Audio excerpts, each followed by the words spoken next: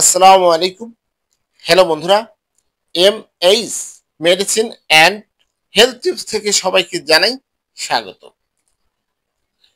খতনার উপকারিতা কি, এটা কিন্তু আমাদের জানা প্রয়োজন। খতনার মাধ্যমে বিভিন্ন ধরনের সংক্রমণ থেকে রক্ষা পাওয়া যায়, বিভিন্ন ধরনের যৌন সংক্রমণ থেকে রক্ষা পাওয়া যায়, প্রস্রাবের সংক্রমণের ঝুঁকি কমায়।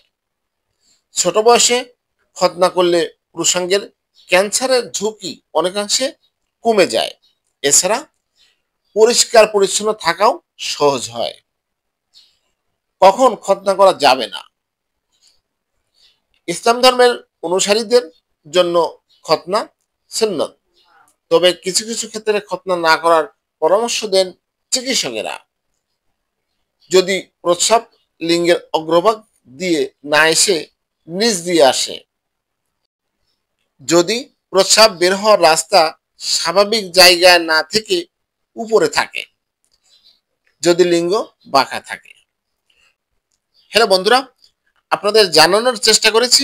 আমার এই ভিডিওটি ভালো লাগলে লাইক, কমেন্ট, শেয়ার করুন। সবাই ভালো থাকবেন। আজকের মতো বিদায় নিচ্ছি। আল্লাহ হাফেজ।